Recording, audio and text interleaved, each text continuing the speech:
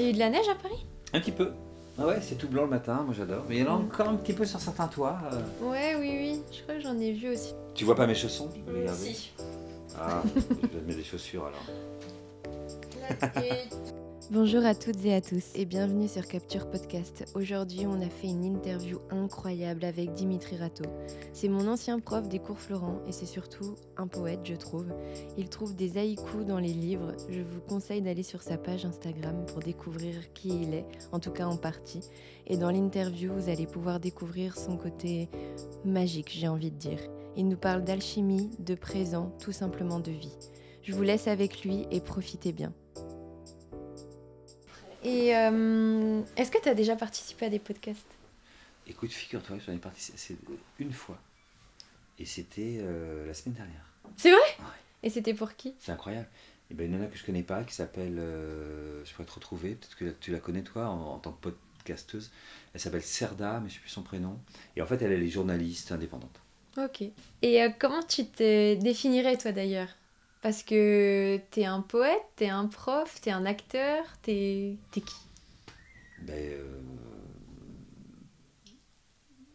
C'est pas je suis l'un ou l'autre, je suis Dimitri. T'es Dimitri. Tu vois. Et à l'intérieur de ça, je fais plein de choses. J'écris, et puis oui, j'enseigne, etc. Mais je fais mes courses, je suis à la piscine, enfin, tu vois, c'est plein de choses comme ça. Et puis j'enseigne, mais tout ça, c'est la même chose, quoi. C'est moi. C'est ça, quoi. Est-ce que tu peux me donner, mais sans dire pourquoi ni rien, là c'est vraiment en one shot, un auteur ou une auteure que t'aimes particulièrement? Oh là là. Ben, on en a parlé, Nathalie Sarraute, par exemple. Un film que t'aimes particulièrement? Les ailes du désir, hein, que j'ai vu tellement de fois. Une recette que tu aimes particulièrement? Que j'aime manger ou que j'aime faire? Que t'aimes faire? Le parmentier. Et Dimitri. À la purée mousseline. Ah ok, on reviendra. Et Dimitri, j'ai une question complètement simple pour toi, hein, parce que tu m'as dit que tu savais pas trop si en interview tu parlais facilement, mais on va t'embarquer tout doucement dans ton monde. Pour toi, c'est quoi la vie? T'as vu, je l'ai fait tout doucement. Ah ouais, c'est un peu comme ça me fait penser aux médecins qui disent toujours ça. On arrive tout doucement, hein, puis Bah oui, le mais pansement. Ouais. tu nous as bien... t'as été un chirurgien au cours Florent, quand même. Ouais, c'est vrai. Ouais, Donc, vrai. à moi d'être un peu chirurgicale. Je me venge. Ah, c'est quoi la vie? De toute façon, évidemment que la question, on ne peut pas y répondre, parce que ça change au cours de la vie, quand même, cette question, je pense. Donc, je pense qu'il faut l'aborder aujourd'hui. C'est quoi la vie aujourd'hui? C'est ça la question, hein. C'est quoi la vie? Pour toi, c'est quoi la vie? Pour moi, c'est quoi ça. la vie? Pour répondre simple ou chirurgicalement, et puis qui répondra à tout, puis comme ça on pourra tout détailler après autour de ça, mais pour moi l'axe quand même c'est ça, c'est de l'alchimie. C'est-à-dire que la vie, c'est de transformer les choses, en fait, tout le temps. Les petites choses, les grandes choses, les choses à nous, les choses à l'extérieur. Mais quand on y pense comme ça, je trouve que tout ce qu'on cherche à faire, c'est ça, se transformer quelque chose. Et puis, tout ce qu'on a le sentiment de réussir, tous nos bonheurs, en fait, c'est quand on a réussi à transformer quelque chose. Et en plus, je trouve ça très beau parce que ça nous rend responsables à chaque fois des choses. C'est-à-dire que c'est pas les choses qui nous arrivent, quoi. Ah, j'ai pas de chance, oui, mais bon. Ben non, il nous arrive tous les mêmes choses. Quand il pleut pour tout le monde, quoi. Donc, c'est pas que j'ai pas de chance qu'il pleuve aujourd'hui, quoi. Après, cette pluie, qu'est-ce que j'en fais? Et ça, par contre, chacun est responsable différemment. Chacun le décide à sa vie de ce que je vais faire de la pluie. Ça peut être une très bonne nouvelle parce que du coup je vais pas sortir, je vais rester près du feu toute la journée, ça va être très très doux, ou alors je vais en profiter pour aller danser sous la pluie, ou enfin, il y a mille choses à faire. Et puis ça peut être absolument dramatique parce que c'est le jour où j'avais prévu d'être dehors, machin, en maillot de bain. Donc après, c'est ça la transformation. Et transformer les choses, c'est aussi se laisser être transformé par les choses. Ben oui. Mais comme l'exemple de la pluie, c'est-à-dire qu'en fait, et c'est pour ça que c'est très beau, c'est que c'est un échange, mais de toute façon comme tout. Mais l'alchimie, c'est ça. Mais c'est un échange. C'est pas du tout parce que je pense que certaines personnes pourraient croire que c'est le contrôle. C'est-à-dire qu'il t'arrive quelque chose, tu contrôles, donc tu es acteur, tu fais ce que tu veux. Mais non, c'est aussi se laisser contrôler ou vivre par ce qui t'arrive. Ouais. Emmener, oui, voilà. Emmener, c'est plus joli. Et du coup, là, tu peux en plus découvrir d'autres horizons auxquels tu n'aurais pas pensé avant. Par exemple, il pleut, t'es deg parce que tu devais faire autre chose, et là, tu te rappelles que t'as une cheminée, que t'as pas allumée depuis longtemps, absolument. Tu regardes des anciens albums photos, et puis là, en fait, ça va être une journée... Une journée bien plus belle que s'il n'avait pas plu. Oui. En fait. Eh oui. Et est-ce que t'as un souvenir comme ça dans ta vie où vraiment tu t'es dit c'est dramatique, et tout ce qui en a découlé a été un tournant magnifique dans ta vie?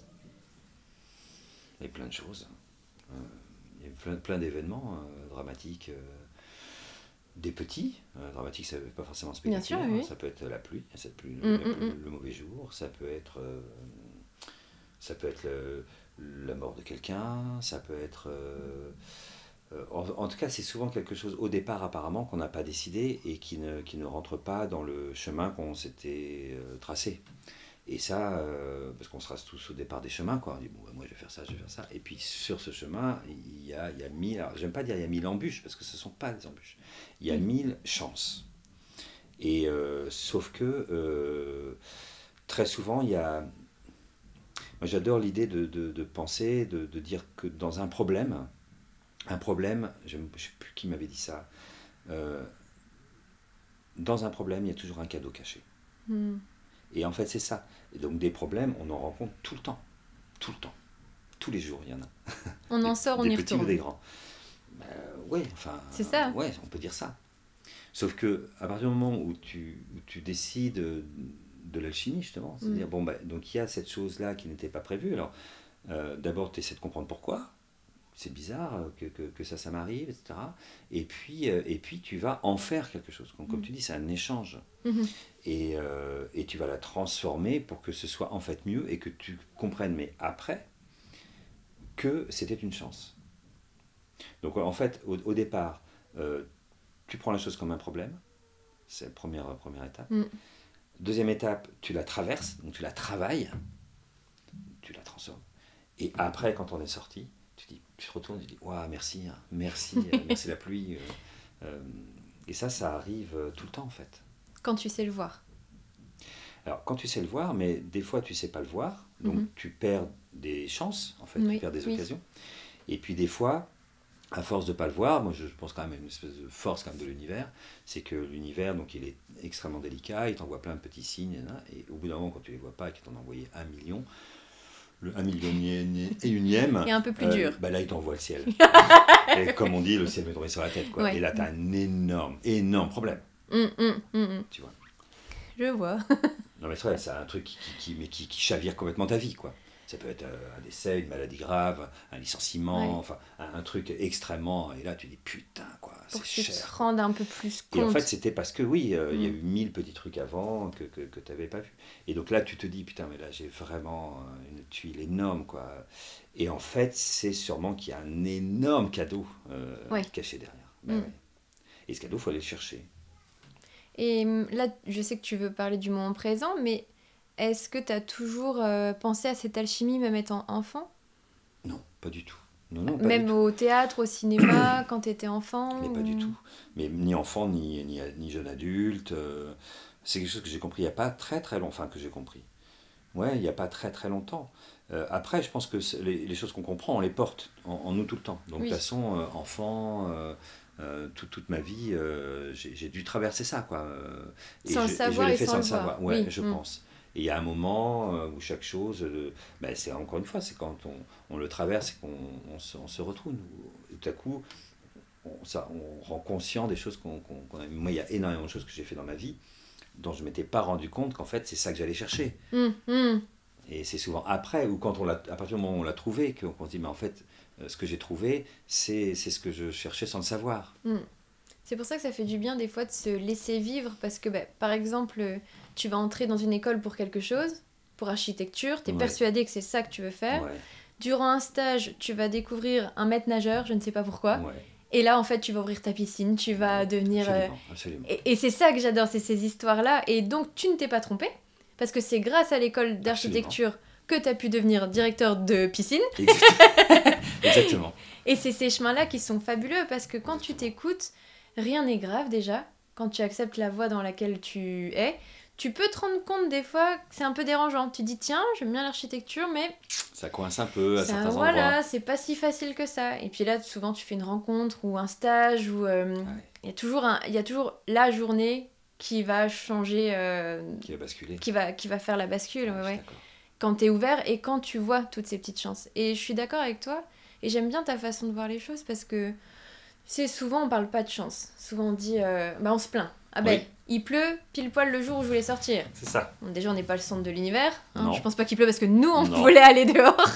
Je pense qu'il y a d'autres gens aussi qui ont un impact sur la Terre. Et tu vois tout comme des petites chances. Et déjà, je pense que quand tu vois ça, t'as de la chance. C'est vrai. Mais c'est aussi je trouve que c'est un rapport au monde aussi...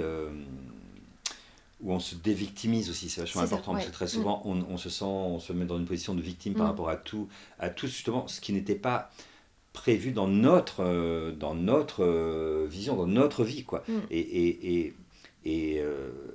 Et du coup, il n'y a jamais rien qui marche. C'est ça. Moi, j'ai décidé ça, et tout ce qui vient, qui n'était pas prévu, donc tous les cadeaux, on dit, ah mais dégage ce cadeau. C'est comme s'il y avait une route, et qu'il y a plein de gens mettaient des cadeaux sur ma route. Je marche, et je donne des coups de pied dans tous les cadeaux. Non, vous faites chier, tous ces cadeaux, j'arrive même pas à marcher tellement il y en a. C'est complètement fou de faire ça. C'est vrai.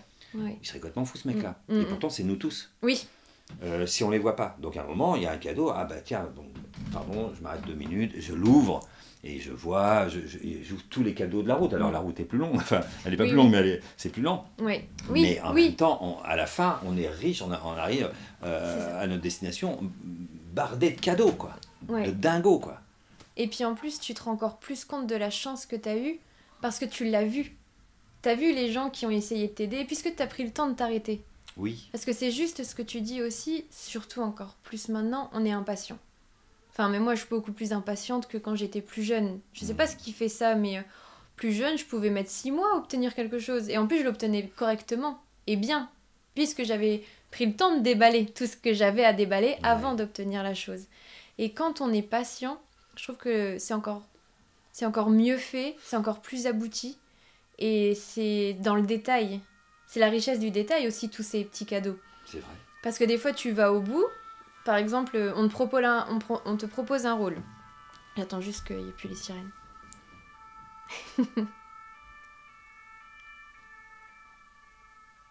Par exemple, on te propose un rôle, tu y vas, et t'arrives le jour J, tu joues, tu t'es jamais renseigné sur le rôle, tu t'es jamais renseigné dans le théâtre dans lequel tu vas, tu ne sais pas qui l'a joué ou pas auparavant, tu n'as pas regardé, Donc, ces chances, c'est un peu des renseignements aussi. C'est-à-dire que quand tu es ouvert à la vie, tu vois les signes, mais parce que tu observes, parce que tu es dans ce que tu fais, tu es dans le moment présent, et tu es curieux. C'est de la curiosité aussi, tout ça. C'est ça, c'est de l'intérêt, en fait. C'est de l'intérêt au monde, quoi, aux choses. Mais il y a quelque chose de très proche de la nature, quand même, en fait, dans tout ça. Sans la vie, elle est... pour trouver aussi un sens, c'est quand même toujours de se rapprocher de la nature. Alors l'infini petit de la nature, hein, le tout petit pétale d'une toute petite fleur, une petite violette, jusqu'à l'infini de l'univers. Et puis les saisons, enfin un moment c'est aussi de se reconnecter, je trouve que c'est vachement important, de se reconnecter à des cycles normaux, et comme tu dis, du coup ça demande du temps.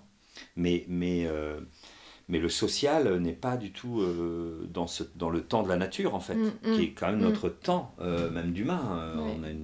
On a une durée de vie, enfin, le temps est différent pour le temps d'une étoile, est différent du temps d'un homme, du temps d'une montagne, du temps d'un insecte. Enfin, on est tous dans des temps, quoi. Et ça, c'est, comme tu dis, c'est hyper important aussi d'abord de savoir le temps qu'on a. En général, enfin, tu vois, parce que comme tu disais tout à l'heure, on se prend pour le centre du monde et on a l'impression que l'univers a été créé à notre naissance et puis qu'après notre mort, il n'y aura plus rien, quoi. Tu vois, mais l'idée de se dire qu'on est... alors c'est une banalité, mais quand même, enfin, pour moi, c'est pas une idée, c'est vraiment une sensation physique que je traverse un moment du monde. Et puis après, si on va plus loin, ça c'est personnel, mais moi je pense qu'on traverse... un moment de notre histoire.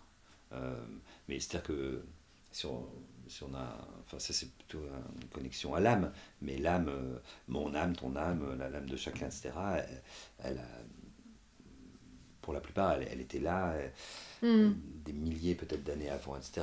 Elle a eu plein de vies, plein d'incarnations, elle s'est mise dans plein de bonhommes. Là, il se trouve que en ce moment, c'est moi. C'est nous. Et très bien. Et puis après, elle repartira se régénérer là-haut et elle redescendra quand elle pensera que c'est le bon moment. Et ça, pour moi, c'est quand même primordial, quoi. De prendre le temps et d'avoir d'être la conscient. Conscience de ça. Oui. D'abord, c'est très apaisant. Ça évite beaucoup d'angoisse. Et puis après, pour reprendre quand même aussi la question, même avec cette notion d'âme, on peut dire, ça donne quand même du sens. C'est-à-dire que à chaque fois qu'elle vient comme ça s'incarner, on peut dire, donc on s'incarne quand on vient là, quoi. C'est pas un hasard, c'est que c'était quand même pour tenter de régler quelque chose, de faire quelque chose. Alors après, on peut échouer, c'est pas grave, hein, l'âme elle s'en fout, elle reviendra, elle a le temps. Mais nous, on est là comme une partie, quoi.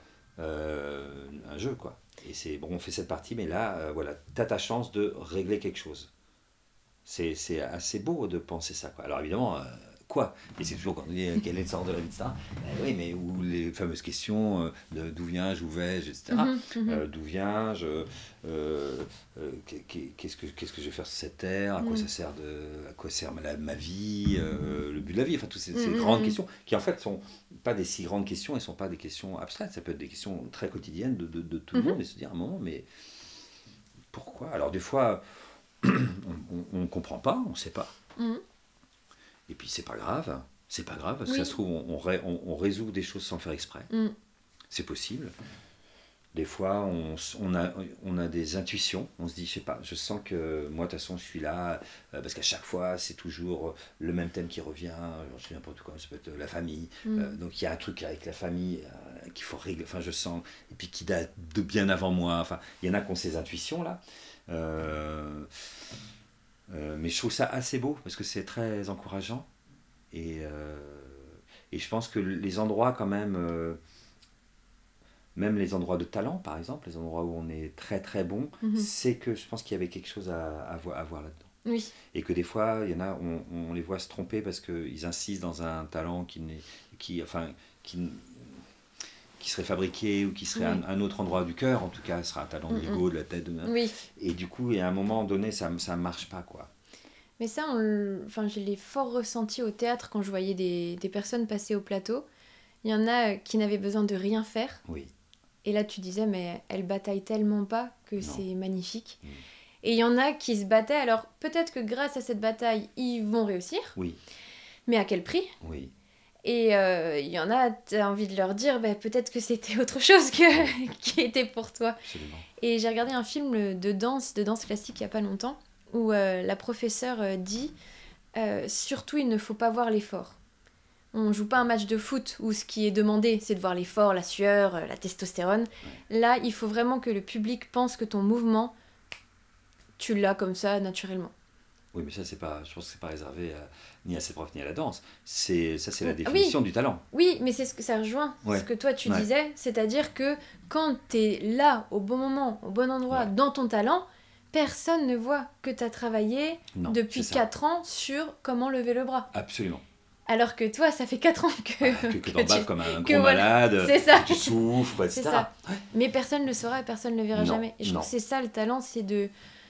Peut-être que je vais mal le dire, mais c'est de savoir cacher son travail parce que personne n'a à savoir déjà combien. Parce que ça gâche un peu Tu vois, si toi tu sors de scène et que tu dis j'en ai bavé, j'en peux plus, ma vie est trop dure parce que c'était dur de faire... Au départ, oui. Mais après, je pense que le talent, c'est pas de cacher le travail, c'est que tu as tellement travaillé Ouais, que oui. toi-même, tu n'as plus de travail, tu n'as plus Oui. d'effort à faire. C'est-à-dire que ça devient facile. Donc là, tu parles, et tu as raison, au début, il Oui. faut bosser. Et après, on bosse tout le temps. Mais quand tu vois des grands peintres, quand tu vois Picasso, etc., Oui. à la fin, ils faisaient juste un petit dessin, les yeux fermés, en faisant la cuisine. Voilà, un dimanche après, avec voilà, son et hachis parmentier. c'est ça, par exemple. Et c'était facile, enfin, il Oui. n'y avait plus d'effort, il n'y avait plus de Oui. transpiration, il n'y avait plus de... parce que quand tu l'as fait 1 million de fois, ça devient très facile. Mais ça, c'est vraiment Enfin, c'est profondément ce qui définit le talent. Et c'est pour ça aussi que c'est si beau à voir et que c'est si impressionnant pour un public, c'est de dire, bah, de toute façon, lui, comme on dit, il joue comme il respire. Oui. Enfin, mais même je pense aussi aux sportifs, les immenses joueurs, les Mbappé, etc., quand ils marquent un but, tout le monde devant sa télé, etc., on dit, ah, bah, c'est facile, il est juste devant, il n'y avait plus qu'à faire ça. Et c'est vrai que c'est devenu facile parce que pour avoir plus qu'à faire ça, il a résolu 1 million de... C'est-à-dire il a l'intelligence du jeu. Donc c'est le seul des 22 à avoir vu que là, il y avait un trou possible. Il est allé au bon moment, en avance, il a suivi, il a couru. L'intuition, il y a tout qui est là. Tout. Et il fallait quand même la mettre. Donc le petit geste technique quand même, si ça avait été quelqu'un d'autre, il aurait fait une pirouette ailleurs, etc. Donc, et ça paraît facile. Et c'est pour ça que c'est merveilleux. Et c'est aussi pour ça que ça nous fait rêver. Oui. Et que tous les gamins jouent au foot dans la rue parce qu'il n'y a que ça à faire, quoi, et que c'est super beau. Et que tous les jeunes acteurs veulent être acteurs parce qu'ils voient bien que c'est facile. Et c'est vrai, et ils ont raison, parce que c'est facile. Au bout de la 1 millionième fois, c'est facile. Et ce qu'ils ne comprennent pas, c'est qu'il faut le faire 1 million de fois avant. Et eux, ils pensaient souvent qu'il fallait le faire directement. 2-3 fois, maximum. Oui, voire rien. Voire zéro. J'arrive dans tout mon ego, etc. Et moi, je suis aussi intéressant que tel acteur que j'ai vu à la télé, etc. Et donc, action, hein, on allume la caméra et ça va marcher, quoi. Alors que c'est un peu plus que ça. Et pour revenir au cadeau qu'on ouvre aussi, parce que je me dis, il y a peut-être des gens qui vont se sentir mal dans le sens où, là, ça fait 5 ans qu'ils sont dans quelque chose, qu'ils n'y arrivent toujours pas, et ils veulent pas changer aussi. Ah oui. Il y en a qui s'accrochent. Peut-être. Mais je me dis peut-être que sa justesse, elle est aussi dans quelque chose de très simple. Peut-être que, oui, ils vont devoir se battre pour leur côté professionnel, mais que leur justesse est ailleurs. Un peu comme toi, je trouve, avec tes haïkus. Je trouve que ça, c'est... Enfin, moi, j'ai déjà essayé de trouver un haïku dans un livre. Ça veut pas dire grand-chose. Tu vois, j'ai pas ce que toi, tu as avec ça parce que c'est naturel. Et du coup, peut-être que oui, les gens qui se battent dans une partie de leur vie, qui ont envie de s'accrocher, bon, c'est tout, ils en ont envie. Enfin, attends, je m'exprime mal, c'est parce qu'en fait, je pense au cours Florent et que c'était dur quand même. Tu vois, et c'est dur de se rendre compte que t'es pas à ta place, voilà, c'est ça. Et ces gens, qu'est-ce qu'on pourrait leur dire ? Tu vois, quand t'es pas à ta place, c'est dur de dire quand même à quelqu'un t'es pas à ta place. Toi, tu faisais comment, par exemple, au théâtre ? Parce que t'étais prof de théâtre, et là, tu coaches des jeunes. Et quand tu vois vraiment que c'est pas sa place, tu fais comment ? Mais tu fais rien. Tu peux pas, personne peut dire à quelqu'un qu'il n'est pas à sa place. C'est impossible, tu peux pas dire à un jeune acteur, un jeune quoi que ce soit qu'il n'est pas à sa place. La seule chose que tu peux faire pour l'aider, c'est de lui proposer d'autres places possibles. Et dans l'espoir qu'un jour il aille voir ces autres places. Mais s'il veut rester enfermé dans cette place qui n'est pas la sienne, c'est impossible de lui dire qu'il n'est pas à sa place. C'est pas mon rôle. C'est super bienveillant. Mais tu parles beaucoup de... Tu as beaucoup parlé de le mec machin, qui se bat, etc. Et moi, je ne crois pas du tout en ça. La bagarre. Parce que déjà, à partir du moment où tu commences à te battre, pour moi, c'est qu'il y a un truc qui ne marche pas, quoi. Et ça aussi, c'est très, très aujourd'hui, socialement, enfin, on a l'impression qu'on entend ce mot tout le temps, on se bat professionnellement, humainement, presque amoureusement, enfin, toujours se battre pour. Et moi, alors là, pour le coup, j'ai jamais cru en ça, je me suis jamais fonctionné avec ça, quoi qu'il m'est arrivé. Et j'ai toujours remplacé, parce que se battre, c'est toujours ou pour, contre quelque chose, ou pour obtenir quelque chose. Et plutôt que pour et contre, moi j'ai toujours pensé avec, en fait. Et ça change vraiment tout le rapport au monde. Donc on se bat pas ni pour ni contre, et on se bat pas. Simplement, on essaie de faire alliance avec, en fait. Et je crois que c'est vraiment, enfin moi en tout cas, dans ma vie professionnelle ou personnelle, c'est toujours ça qui m'a guidé. Okay, oui. C'est comment je peux faire pour faire alliance. Et ça, je trouve enfin moi je suis extrêmement triste qu'on n'en parle jamais. C'est toujours... Les gens ils se battent pour eux, ils se battent contre les autres, ils se battent machin, pour des idées, contre d'autres idées, ça. Et pourquoi on ne cherche pas à dire pousse, on va arrêter de se battre, pourquoi on ne fait pas alliance?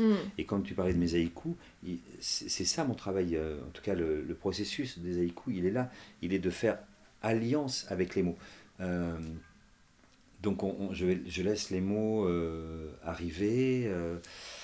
Tu te bats pas? Mais je me bats jamais. Et la moindre page qui n'a pas envie de parler, parce qu'il y en a énormément qui ne parlent pas, hein, j'en ouvre plein, et juste, je vais la rencontrer, et je vois, et si les mots, des fois, mais vraiment, je sens presque dans les hauts me faire des petits clins d'œil. Si on est dans un dessin animé, on fait ça. Et genre, non, laisse-nous tranquille. Ça. Alors, des fois, j'ai de la pudeur, des fois, il y a des pages, presque je dis pardon quand je la tourne. Hein. Oui. Non, je voulais pas déranger tous les petits mots, ils étaient très bien ensemble, ils racontent un petit truc super mignon. Et puis de temps en temps, effectivement, il y a des mots qui m'appellent et qui disent s'il te plaît. Un mot qui c'est trop mignon, le bon mot, en plus qui s'est bien placé dans la page pour que je le repère, tu vois, quand on parlait des cadeaux, je sais pas, le mot chance, juste quatrième ligne, à gauche, tu vois, mais pas trop à gauche pour que je le prenne, parce que s'il est trop à gauche, je le prendrai pas, parce qu'il est au bord. Mais il s'est bien mis là, lui, je lui dis, oh, toi, tu m'attends. Tu m'attendais. Et après, je continue et je vois s'il y a quelque chose qui lui répond, donc la chance. Et en général, quand il y a un premier mot qui m'appelle comme ça, ça veut toujours dire qu'il y en a d'autres dans la page. En fait. C'est quand même miraculeux, ça. Mais voilà, c'est pas de la bataille, quoi. C'est juste de l'accueil, en fait. Mais c'est super beau ce que tu dis, parce que c'est rare d'avoir des conversations comme ça. C'est vrai que souvent, c'est de la bataille, c'est... C'est chercher, suer, c'est de la sueur. Et alors que des fois, c'est le calme, c'est ne rien faire aussi. Parce que même des fois, ça m'a été arrivé une fois à la gare, j'allais prendre mon train, je faisais strictement rien, j'attendais. Et là, j'ai eu une idée d'histoire qui m'est venue. Mais j'avais même envie de regarder autour de moi, parce que j'avais l'impression qu'elle m'avait cogné la tête, tu vois. Et j'ai commencé à écrire. C'est une histoire que j'ai gardée pour moi, je sais même plus laquelle c'est, pour tout avouer.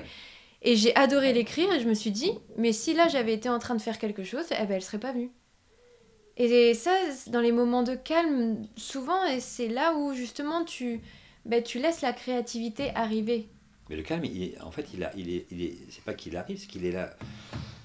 Enfin, à partir du moment où tu choisis, parce que c'est un choix, hein, de ne pas être dans la bataille mais d'être dans l'alliance, il n'y a que des moments de calme, en fait. Et tous les moments sont calmes, mais même les moments bousculants deviennent calmes. Et c'est vraiment... Enfin, j'insiste beaucoup sur ça parce que je trouve que c'est vraiment une force cachée, mais c'est une force extrêmement puissante, quoi. Oui. Vraiment. Il y a un haïku qui parle de ça. Moi, c'est mon haïku préféré. Avec plaisir, évidemment. Il est très joli. En tout cas, moi, c'est celui qui a guidé ma vie, hein, tout le temps. Donc, et il est très simple. Mais je crois que j'ai dû te le dire une fois, sûrement, parce qu'il est tellement présent pour moi. Ce ne sont pas mes épines qui me protègent, dit la rose. C'est mon parfum. Et ça, c'est pour moi vraiment la définition de qu'est-ce que machin la vie. Parce que c'est ça, c'est-à-dire que elle a des épines, oui, mais elle sera protégée pas par donc la menace, la violence, le danger des épines, mais par son parfum, parce qu'elle sent tellement bon, elle est tellement belle, elle donne une telle émotion de beauté que tu vas pas l'accueillir, quoi. Tu vas la laisser là, quoi. Elles sont trop bonnes, c'est pas possible, quoi. Et donc c'est très beau quoi, que le parfum gagne sur ses armes, parce que c'est une fleur, des rares fleurs qui est armée quand même. Oui. Mais c'est pas ça qui va la défendre. C'est très beau quoi. Enfin, ça raconte ce qu'on dit là. Ben, ça raconte que la beauté gagne sur le côté bataille. Mais toujours. Ouais. C'est super beau. C'est super beau parce que c'est comme si tu faisais un retournement de cerveau dans la beauté. C'est-à-dire Mais j'adore. C'est-à-dire que souvent on rencontre des gens, ben, soit qui sont dans la plainte, soit ben, ils avaient prévu quelque chose, c'est annulé. Mais en fait, ils ne vont pas plus loin. C'est annulé, mais qu'est-ce que ça t'a permis de faire du coup?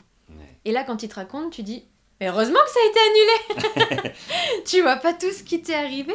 Et en fait, c'est ça que toi, tu vois. C'est-à-dire la beauté d'un moment.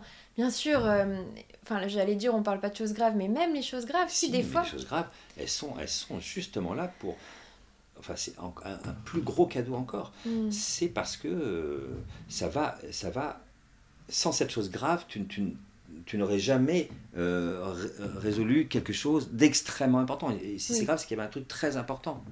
Mais même des morts, moi je crois beaucoup que dans les familles, par exemple, il y a des gens qui meurent, ça va paraître un peu bizarre, hein, mais... et en fait, c'est une façon aussi d'aider quelque chose, de dire, bon, parce que je me suis toujours posé la question de savoir pourquoi quelqu'un mourrait maintenant. Ça a toujours été étrange depuis que je suis enfant, ça. Pourquoi il meurt, donc, on va dire, dans cette période-là, oui. de sa vie, et du coup de la vie des autres, hein, parce qu'on ne meurt jamais tout seul, hein, ça va tout changer pour sa femme, ses enfants, ses collègues, ses machins, enfin, donc on ne meurt pas, on part pas tout seul. Hein. Donc c'est quand même quelque chose qu'on dit aux autres, quoi, d'une certaine façon. Donc pourquoi dans cette période-là? Après, pourquoi cette semaine-là, si on refait, pourquoi ce jour-là? Et pourquoi il est mort à 14h40 et pas à 14h20? Tu vois? C'est très étrange, ça a toujours été très étrange pour moi. Et en fait, je me demande, hein, ça c'est une question, mais je me dis, là aussi, il y a un truc caché. Et je pense que c'est pour répondre à quelque chose d'extrêmement précis. Tu me parles de réponse et tout ça, ça me fait penser à si tu avais le droit à une seule question, et c'est sûr on te donne la réponse, ça serait laquelle? Dans la vie, dans le monde, dans l'univers. Et c'est sûr, tu obtiens la réponse. On va te le dire. Oh là là, il faut que je réfléchisse à quelques secondes quand même. Une seule réponse. Oh là là. C'est une question dingue. Et on me dira la vérité. On te dira la vérité, on va te le dire. Oui. Moi j'ai envie de dire, qu'est-ce qu'on mange ce soir? C'est vrai que jamais personne n'a eu cette vérité-là.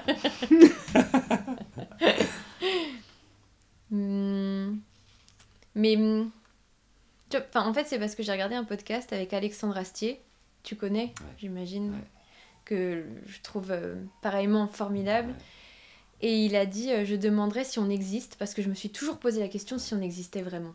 Et pareil, ça m'a fait penser à Astrid, par exemple, qui nous avait dit mais on existe parce qu'on voit, tu sais, quand elle nous expliquait tout ça.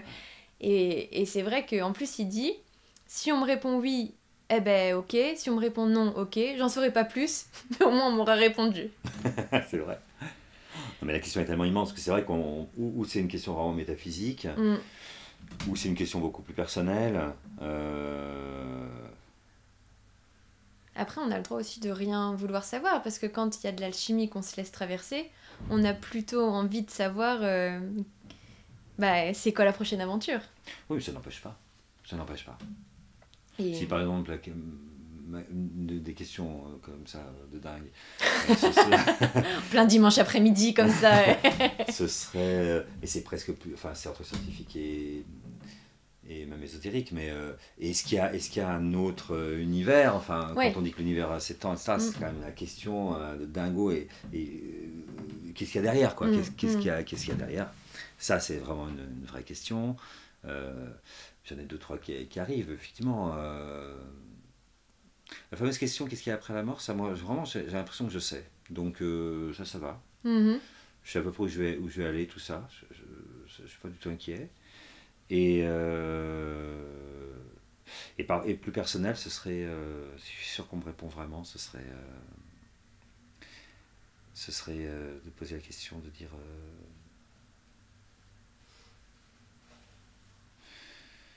est-ce que je me trompe, par exemple. Mais bon, si je la pose, je pense que c'est parce que j'ai la réponse. Mais c'est toujours un peu plus rassurant d'avoir. Oui. Est-ce que vous pouvez me rassurer? Juste 2 petites secondes. Et encore, c'est intéressant parce que quand tu dis, donc tu poses une question, la question que tu veux, etc. Et je promets, c'était quoi? On va me dire On te dit la vérité. Mais ce qui m'intéresse, c'est de savoir qui me dit la vérité. Quand tu dis, on me dit, c'est qui on... Eva et moi. Donc, voilà. Donc tout devient relatif. Voilà. Et on en revient à une relativité qui fait que c'est ça qui est joli, quoi. C'est ce on qui est important. Oui, mais oui, bien sûr aussi. Mais là, on va encore. Non, mais une réponse, c'est toujours, quelle qu'elle soit, ce qui est beau dans une réponse, c'est qui te donne la réponse. C'est ça tout l'intérêt d'une réponse, en fait. C'est pas la réponse elle-même. Mais c'est trop beau, il est en train de... Non, mais c'est vrai, c'est qui te répond. Oui. Si je dis est-ce que tu m'aimes, si je dis ça à ma boulangère, je m'en fous complètement de sa réponse. Si je dis ça à ma fille, ce sera une autre réponse. Si je dis ça à la femme que j'aime, etc., ça peut me bouleverser. Enfin, donc, c'est pas la réponse qui va compter. C'est qui te donne la réponse. Qui te répond, bah évidemment. Mais c'est super fort, mais j'adore. Non, mais c'est vrai. Non, mais j'adore. C'est très simple, mais c'est vrai. C'est pour ça que ce on, il me gêne même pour trouver la question. Parce que la question, c'est pareil, quelle question tu poses? Oui, mais c'est à qui que tu la poses pour que ce soit important une réponse, sinon une question. Sinon. Mais c'est incroyable parce que je viens de te poser une question quand même qui est énorme et toi, tu arrives à me dire oui, mais dans ton truc là, qui me répond? C'est vrai, parce que c'est ça l'important. Mais c'est pas pour pas y répondre, parce que j'ai quand même répondu à la question. Oui, bien sûr. Mais bah oui. C'est super beau. Du coup, si je résume ce qu'est la vie pour toi, est-ce que la vie, c'est... ça va peut-être pas être très français, mais est-ce que c'est l'alchimie du beau? L'alchimie de la beauté? Non. C'est la première fois qu'on me dit non, yes. Non, c'est l'alchimie. C'est l'alchimie d'événements qui se produisent, donc très concrets. Et après... qui peut devenir beau. La transformation, elle va rendre les choses belles. Mais c'est pas l'alchimie du beau. Le beau, au départ, il est à la fois partout, il est pas là.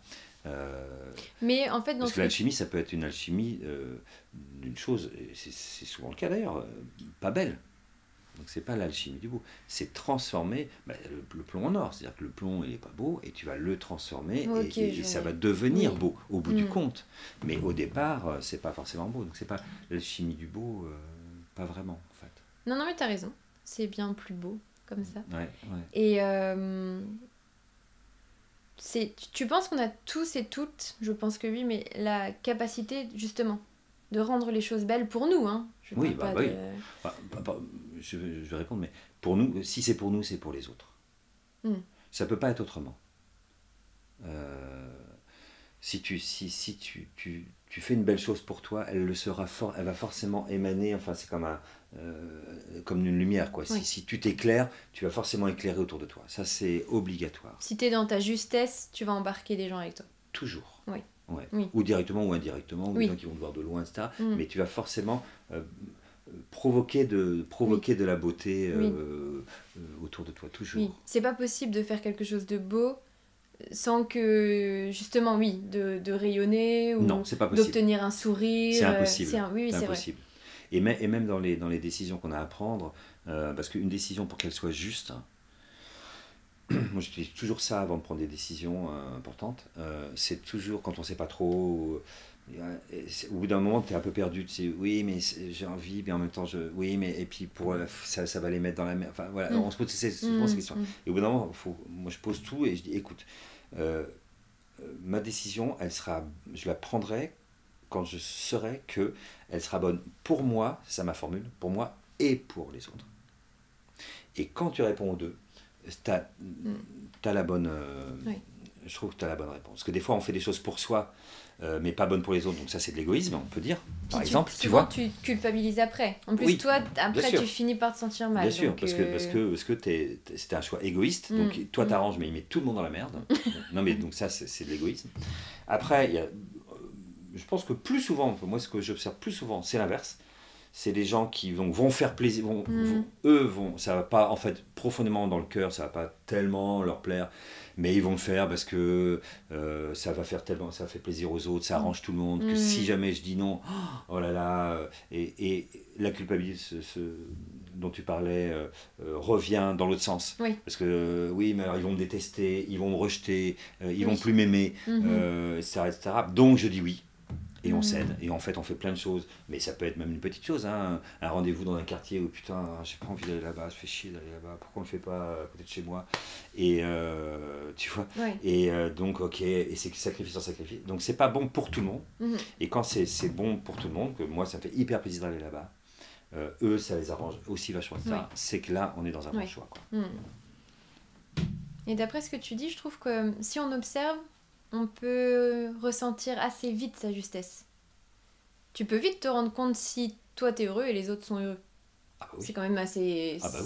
c'est ce que tu disais. En fait, c'est quand même un pouvoir assez facile d'accès. Ouais. Qui n'est pas du tout incroyable. Faut pas être, avoir un QI de 400 Non. C'est très simple parce que mais c'est comme tout, c'est dans les toutes petites choses quand même. C'est dans les petits détails, etc. C'est pas des grands trucs de la vie. C'est pour ça que je donne un exemple, c'est très simple. C'est un rendez-vous dans un café. Quel café je choisis? Tu vois, ça c'est très simple, ça nous arrive tous les jours. C'est pas des grands trucs quel café? C'est pas Bouddha, quoi. Tu vois, pas besoin d'être un grand maître. Mais déjà, voilà, dans des petits choix, que des petits choix comme ça. À quelle heure? Ouais, mais là ça tire. Là, quand je finis machin, ça fait chier. Voilà, et essayer de recaler à chaque fois des petits. C'est souvent en petits détails. Et tout à coup, ça circule beaucoup plus. Et en fait, c'est beaucoup plus. Ça y est, ça marche, c'est apaisé, ça marche. Ça marche, et c'est souvent dans ces moments-là où des choses arrivent à toi. Bah ouais. Toi, tu vois, tu t'es dit, je vais passer un bon moment dans le café. Ouais. Et là, il y a quelqu'un qui rentre que t'as pas vu depuis longtemps. Et ouais, c'est là que ça arrive. Quelqu'un t'offre un café parce que justement, c'est le moment où on va t'offrir un café. Ouais. Et c'est là où ta journée prend une ampleur que tu n'avais même pas imaginé. Oui, parce que tu as laissé circuler. Oui. Alors que sinon tu bloques, tu fermes tout, et là, évidemment, il t'arrive, il y a des choses, mais tu vois plus rien, quoi, parce que t'as tout verrouillé, quoi. Donc faut vachement quand même ouvrir la porte. Oui. Ben ouais. Faut ouvrir la porte. Et là aussi, c'est ce que je fais avec les haïkus, pour en revenir à ça, c'était au départ le sujet, mais c'est... Voilà, si moi, avant une page, je dis bon, il faut absolument que je trouve un haïku sur tel truc, ça ne viendra jamais. C'est sûr, donc c'est à un certain. moment, tu ouvres, tu dis qu'est-ce qui. Laissons circuler les choses, et des choses vont forcément arriver. Parce que tout est en mouvement permanent, tout le temps, en fait. C'est aussi. Je dis ça parce que c'est souvent une angoisse, on a l'impression, c'est souvent nous, on veut créer le mouvement, mais le mouvement, il est de toute façon là. Les choses arrivent, les choses passent, les choses se passent. En permanence. Et puis si quelque chose n'arrive pas aujourd'hui, ça arrivera demain. Absolument. C'est ça qui est rassurant avec le mouvement. Absolument. C'est que si tu attends un petit peu, tu dis bon c'est que c'était pas là, et puis voyons absolument, demain. C'était pas le jour, mais je reviens encore à la nature, mais la nature, quand on regarde la nature, elle a l'air immobile. Oui. Parce qu'elle n'est pas dans le même temps que nous, mais en fait, si on allait la regarder de plus près ou sur une plus longue période, chaque seconde, elle bouge. La sève dans la fleur, elle circule, ça bouge, et ça bouge de partout, en fait. Et c'est intéressant de rapporter ça à la nature, parce que avec les saisons, avec ce que tu disais au début, finalement, eh bien, évidemment qu'il ne nous viendrait pas à l'esprit de faire pousser des fraises dans la neige. Par exemple. Parce que le mouvement n'est pas là. C'est pas juste. Et des fois, c'est ce qu'on fait dans nos vies. Absolument. On se dit, là, maintenant, je vais faire pousser des fraises. C'est très juste, ouais. Et forcément que ça prend pas. Non, il fait moins 15. Ben non, elle pourra pas pousser là. Voilà. Et sur le bitume en plus. Oui, et c'est ça. Et des fois, on n'arrose pas, on marche dessus, exactement. Et on se dit, le projet n'a pas fonctionné. Exactement. mais tu rigoles, mais ça arrive souvent en fait. Et quand tu prends un peu de recul, tu dis, ça a peut-être pas fonctionné, parce qu'effectivement, le moment n'était pas dingue. Voilà. Et en plus, on va s'énerver, on va dire, et on va accuser la fraise. On va dire, putain de fraise de merde qui pousse pas. Et quand arrive l'été, finalement, ça pousse toujours pas. Ah, ça poussera jamais. Ça poussera jamais. Et non. Jusqu'au moment où on laisse un peu en jachère, reposer, pour comprendre que finalement c'était du temps. Juste ça, juste besoin de temps et rien d'autre. Ou à un autre endroit aussi, parce que sur le il fallait pas la mettre sur le bitume, il fallait la mettre un tout petit peu à 3 mètres à côté, il y a de la terre. Ouais, et c'est ça. c'est simple comme une fraise. Je suis contente de parler de nourriture, parce que là, t'en as pas parlé beaucoup, alors que... J'en parle beaucoup, hein. Ah oui, tu compares tout aux recettes. Qu'est-ce qu'on en a mangé des recettes? C'est vrai. Ben oui, parce que mais tu vois, sans le savoir non plus, mais la nourriture, c'est un excellent exemple d'alchimie. Là, c'est vraiment de l'alchimie même scientifique, puisque c'est vraiment des atomes qu'on transforme, des molécules qu'on modifie, et au départ, on a un objet. Là, le plomb et l'or, vraiment, c'est vraiment ça. T'as un sac de patates dans son filet. Qui donne pas envie, pleine de terre, machin, ça a l'air tout pourri, et puis tu vas les transformer. Donc ça y est, t'es parti, tu les travailles, tu les épluches, tu les machins, tu les mets dans l'eau, tu les grattines, tu les trucs, tu les refais relever, pourquoi pas même, tu t'en fais de la mousse pour la cuisine moléculaire. Enfin après, le champ est infini, et ces vieilles patates qui avaient l'air toutes pourries, machin, etc., tu les mets dans l'assiette, c'est sublime, donc c'est pour ça que j'aime tellement la cuisine aussi. Enfin, j'en fais pas. Moi, je suis pas cuisinier, mais c'est pour ça que je fais parmentier à la purée mousseline. mais je trouve que c'est un exemple extrêmement matériel, concret, physique de la transformation, quoi. Et le métier d'acteur aussi, parce qu'au départ. Au départ, on a juste un texte, il n'y a rien, quoi. Non, mais c'est un squelette. C'est comme la cuisine, c'est-à-dire que le mec, il arrive avec ses patates sur la table, et on dit, bon, ben, avec ça, tu vas voir qu'on va faire un truc qui va t'émouvoir, tu vas te régaler, tu vas tomber dans les pommes de plaisir quand tu vas manger ça, et tu as du mal à y croire. Et un texte, et encore, avant même le texte, un texte, c'est du papier et de l'encre dans la cuisine. Donc le mec, il prend du papier et de l'encre et il te dit, avec ça, je vais te raconter ta vie, je vais te faire pleurer et ça va changer ta vie. Tu dis, bah, ça m'étonnerait. Tu vois. Donc il met l'encre sur le papier, l'encre il la transforme en mots. Les mots, il les met dans le bon ordre, tant qu'à faire. Parce que c'est ça qui fait un auteur, en fait, c'est quelqu'un qui met des mots dans le bon ordre. En tout cas dans un ordre. Et plus il est bon, plus l'auteur est bon, mais ce n'est que ça. Donc il met les mots dans le bon ordre. Et puis ensuite, l'acteur, il va prendre ces mots-là. Il va les transformer, puisqu'il va passer de l'encre sur le papier en souffle. Donc il va les apprendre pour que ça repasse dans son corps. Donc après, c'est du souffle, hein. La voix, ça n'est que du souffle. Donc il va transformer l'encre en souffle. Un souffle qui va faire vibrer les cordes vocales, donc les mots vont se retransformer, mais c'est encore une transformation. Le souffle va amener quelque chose du corps. C'est-à-dire que si dans le souffle, il va dire je vous aime, du coup le corps va y aller, va aller aussi là, va la prendre dans les bras, il va l'embrasser, etc. Et ça va raconter une histoire, et ça va nous émouvoir, ça va nous faire rêver, etc. Et tout ça n'était qu'une série de lentes transformations, en fait. De l'alchimie, encore une fois. Qui vient d'une patate dans la terre. Ben oui. C'est ça? Ben oui. Non mais c'est aussi beau que ça. Oui, oui. Et tous ces arts, c'est pour ça qu'ils me bouleversent, parce qu'ils sont tous au cœur de ce processus alchimique. Et c'est vrai que tous ces travaux, je trouve, d'acteurs, d'écrivains, de création, l'alchimie, c'est quelque chose qui n'est pas palpable.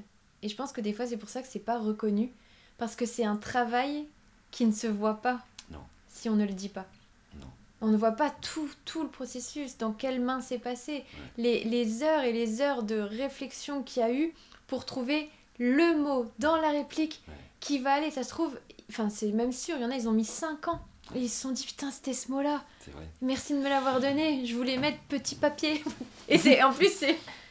Voilà, et c'est ça qui peut faire la différence sur la pièce, le film, le livre, la création, quoi. Ouais, c'est vrai.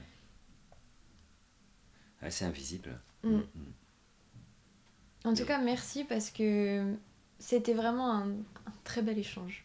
Grâce à toi. Je te connais et je sais que c'est grâce à toi. Tu as justement, si on finit là, moi je veux finir avec ça, parce que c'est ce que tu as fait là. Tu as vraiment fait un processus alchimique de ce que tu es, de notre relation. On se connaît, on en a traversé des choses ensemble. Et là, tu es en train de transformer ce que tu es, la relation, tout ce que je sais de toi, ce que tu sais de moi, et tu le transformes pour en faire un récit qu'on a partagé ensemble là, et que tu vas proposer, diffuser. On parlait de la lumière, en tout cas d'une énergie qui va nous dépasser, nous deux là, et qui va s'étendre, etc. Donc tu es en plein dans cette chose-là. Et c'est pour ça que c'est beau, et c'est pour ça que tu es heureuse de le faire, et que tu as le sentiment d'être à ta place pour toi et pour les autres. Mais là, tout prend son sens. C'est comme si tout ce qu'on venait de dire était enveloppé. Bah quoi. ouais, Et ça me fait penser... Là, quand tu as parlé, ça m'a fait penser à Eva et moi qui arrivons avec les micros. Donc c'est 2 micros, c'est du métal. Voilà, c'est ce qu'on disait. Il y a rien. Enfin, et qu'est-ce qu'on va faire avec ces 2 micros pour justement que ça soit beau, pour partager et pour faire en sorte que nous et les autres, ceux qui vont nous accompagner dans ce podcast, eh bien, trouvent ça beau également. Ah ben diffusons la beauté alors. C'est parti. Merci beaucoup. Merci. C'était génial. C'était bien cool. Comment avez-vous trouvé cette interview? Intéressante, non? On espère vraiment que vous avez passé un bon moment et que vous aussi maintenant vous allez tout transformer dans votre vie pour passer de quelque chose qui était un problème auparavant à une solution, voire un cadeau. Bonne journée!